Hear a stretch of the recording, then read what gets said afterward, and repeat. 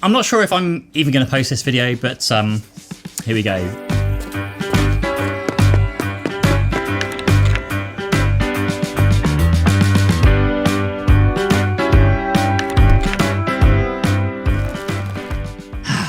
What should I make a video about? Of course, the new Pixels. I love the look of the new Pixels. And that fold, so nice. I wonder if I could... Oh, wait. Really? I guess that's off the list then. Okay, let's see.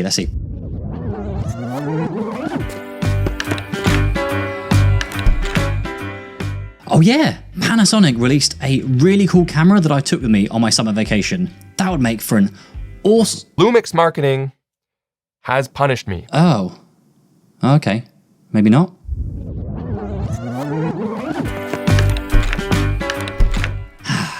What about Insta360? Their 360 cameras are pretty freaking awesome. I loved using it last year. I wonder if they could really make for a really... Insta360 shamelessly have been asking, requesting, suggesting content creators to hide that they are sponsored by Insta360. Them as well? Wait a second. Let me just catch you up and tell you how he got here. Hey, my name is Pete, and I used to run an IT business. I kind of started off making videos to get more customers and then realized I actually enjoyed making videos and sold the IT company, and now I review tech. YouTuber, tech reviewer, influencer, whatever you want to call it. I prefer the term content creator since it's kind of what I do here. But anyway, that's me. So let me just pass you over to this devilishly handsome guy to fill you in on what's been happening right now. So last week, Google asked their US Team Pixel members to sign a new agreement that basically says that if they post, anything negative about the Pixel phones, or if they prefer any other phone brand over a Pixel, they will be immediately removed from Team Pixel.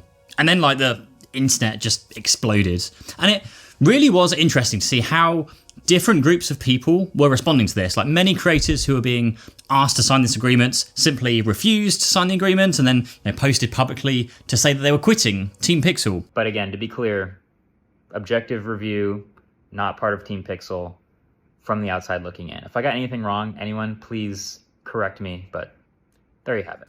Fair enough. It seems that the bigger creators like Marquez agreed that Team Pixel was only for brand ambassadors, even though they are literally inviting tech reviewers into Team Pixel as a way of getting devices to them for review. Even Linus Tech Tips said he had never even heard of Team Pixel when he brought it up on his podcast, and then he just dismissed it as any form of an issue.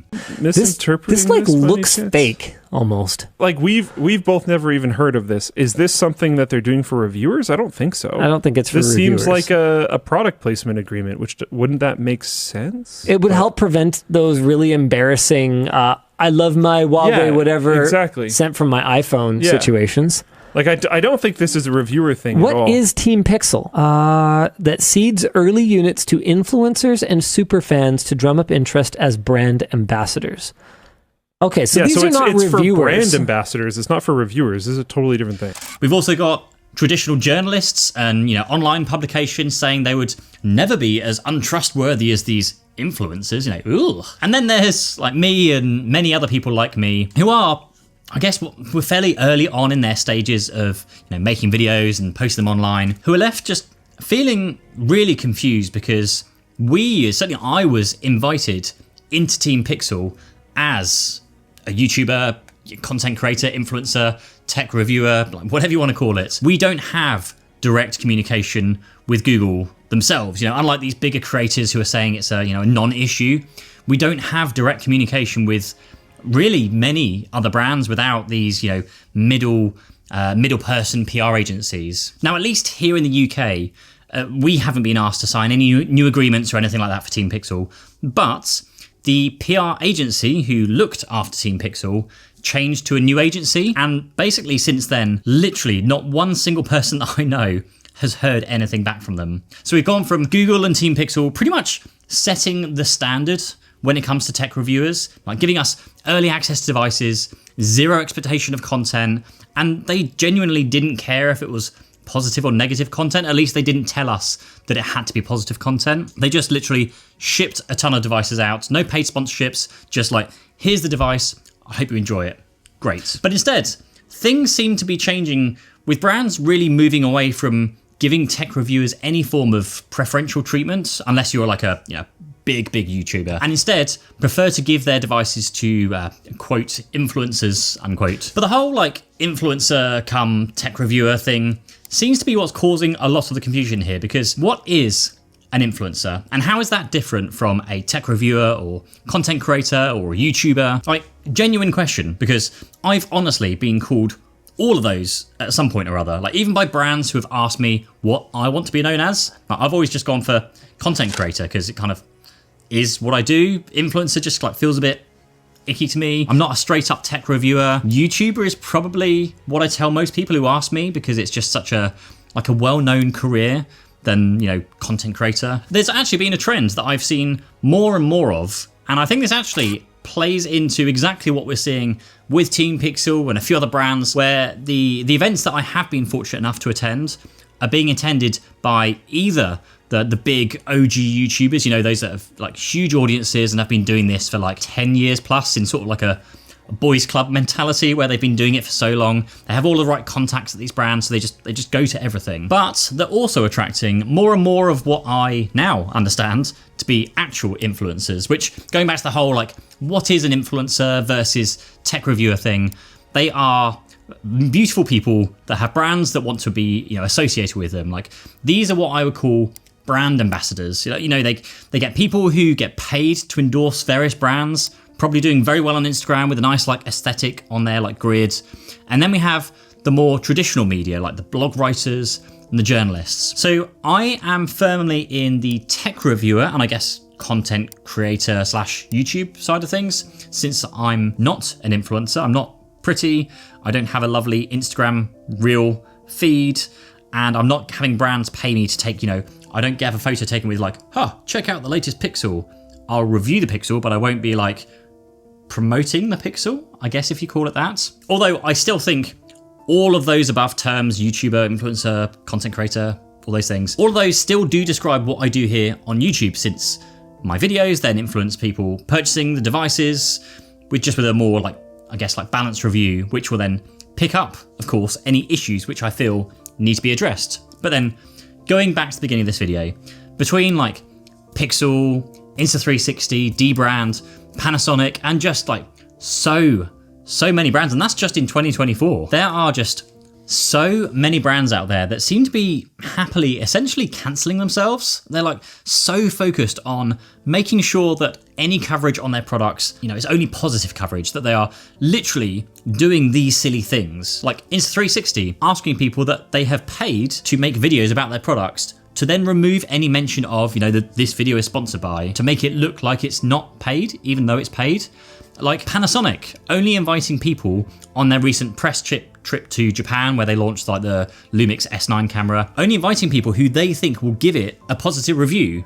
And then obviously more recently, like Pixel, who only want people associated with Pixel to only have good things to say about a Pixel. And then we have brands like dbrand, FlexiSpot, who left like racist remarks on a tweet, or Casetify, who got caught red-handed stealing dbrand's designs. And all of this, just as a creator, really sucks, because all of these companies make really great products. Like I love what Google have done this year with the Pixel 9 series. I love the Fold 9 Pro, or whatever it's called, but they're never perfect. Like, it's our job as a tech reviewer to speak honestly and try and be as balanced and non-biased as possible in our coverage. It's never possible to be completely unbiased, because you're always going to lean one way or the other, but that's our job, to try and cover things with a balanced perspective. And just as a creator, it's feeling a bit of a minefield now, when not even working with brands, but just featuring products on the off chance that the brand then, cancel themselves by doing something silly. Because now when the next like round of, Pixel reviews drop, well, is this someone on Team Pixel who has agreed to only speak positively about this device? It's just, you just don't know. And then there is this thing that me and pretty much every tech creator that I know has been working through in the past year, 2 years. It's probably been going on way longer than that. But there is this huge shift, at least it feels that way to me in YouTube and the content that is being produced. Now, I'm not blaming anyone or calling anyone out because that's not what I'm here to do. And YouTube is honestly just so new that everyone's still finding their way. But the number of videos that I've seen here on this platform that are gaining vast amounts of views, and most of these are from like big, well-established, very well-known creators. Like, we're talking those that are getting hundreds of thousands, millions of views on their videos. The number of those videos which, on the face of it, you look at, and I look at them and go, oh wow, that's performed really well for them. Maybe I could make a video about that topic on my channel because it's obviously popular. Only to then discover that many of these views on those videos are bought views. They're literally like bot views. These creators are literally buying views to bump up their numbers. Why do they do that? Well, you'll have to ask them. But it's not just views, because I've also seen a growing trend of small creators buy subscribers to, I assume, quickly grow their channel to a size where they are, then attractive to brands who then again buy views to again say, I'm guessing here, but to be able to say, hey brand, come work with me, look at my videos, they're getting good numbers, my subscribers are growing, let's work together. And because some of these creators are friends with those big creators, they are getting access to big name brands and attending, all of the press trips because they've made themselves, I guess, like brand safe. They make good content, they get views, they gain subscribers.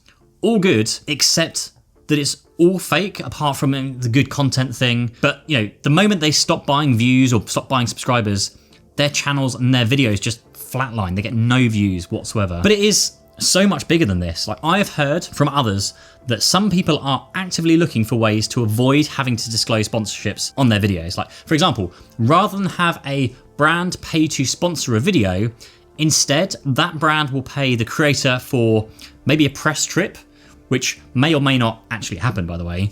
Maybe perhaps they fly out to collect the review device, fly back again, and the creator then invoices them for that trip, and they get paid for that trip. I don't really know, but now they can make an unsponsored video because the brand didn't pay for the video. They paid the money for something else. Now, I've seen big channel post videos about vastly expensive products, like claiming their videos, this isn't a sponsored video, so here's my totally unbiased review. Yet they fail to point out anywhere in the video or the description that all of those really expensive products were gifted to them by each brand. And this is stuff that, is according to law, we must be doing for our viewers across the platform, like visually and verbally calling out like, hey, this video is sponsored by so-and-so, or this device was sent to me for free and my hotel and my travel expenses were covered by the brand. Like, things like that is what we should be doing. Mr. Mobile is a great example of that. He calls that out very early in many of his videos. He's got it in descriptions, like very, very good example to set. But the problem is many don't do this because they're trying to capture an audience by pretending to be independent and not biased when they are like literally anything but. So as someone still relatively new to YouTube, this just sucks. Like, I work really hard to make good videos that my audience wants to watch. I don't buy views, don't buy subscribers. I literally hire someone on my team whose job it is to reach out to brands and hunt down brand deals. And it's a constant battle out there to find brands that will work with us and pay good rates. And I've literally had a conversation with a PR agency. Why would they pay me to make a video when they can pay a lot more to this other creator who's guaranteed to get 100,000, 200,000 or 500,000 views on their videos? They don't care, literally do not care that they're fake views. All the brand wants is views, and they are delivering views for their clients, the brand. And you can see this for yourself if you go to viewstats.com and go look up your favorite creators, and you can see for yourself those who post a video, it gets barely any views for the first day, 2 days maybe, and then literally like clockwork, the bot views start pumping up the numbers. It goes up in a diagonal line, and then once they switch that tap off, they switch the bought views off. Once it's reached whatever level of views they think is good, the video then flatlines. Like absolutely flatlines and gets 0 views, maybe much less views, maybe an extra 10 views or 15 views or 20 views every hour or whatever it is. Same with subscribers. Someone adds 50,000 subscribers in a matter of months with 0 change to their views. Something is wrong, which is just so insanely nuts to me that the brands aren't doing this sort of due diligence and are willing to pay people to basically make adverts for them to then have millions of fake views on those adverts.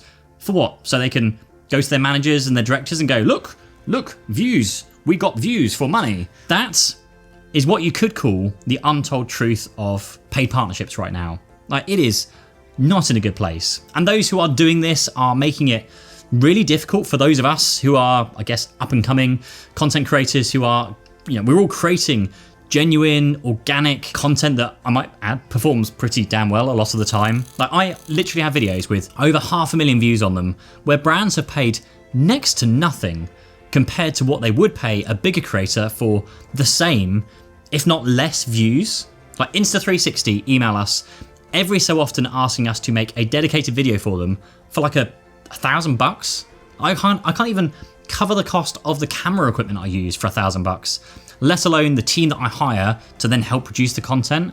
Because again, I assume all of the big bucks are going to those bigger creators, those brand ambassadors. So as someone who was previously so grateful when I finally got through to Team Pixel, who started sending devices out usually a couple of weeks before launches, to be in a position where I can honestly review a device before it's even launched, I am super gutted that Team Pixel, at least here in the UK, seems to have vanished. So brands, if you are watching, I've literally put my hand in my pocket and spent £3,500 to buy the Pixel 9 Pro XL and the Pixel Fold, which I really feel like that's going to be my daily phone going forward because it looks like such a nice device. But brands, if you are watching, you make some incredible products, and we as tech reviewers or influencers or whatever you want to call us, we just want to share those great products to the world honestly. So please just stop making these dumb mistakes.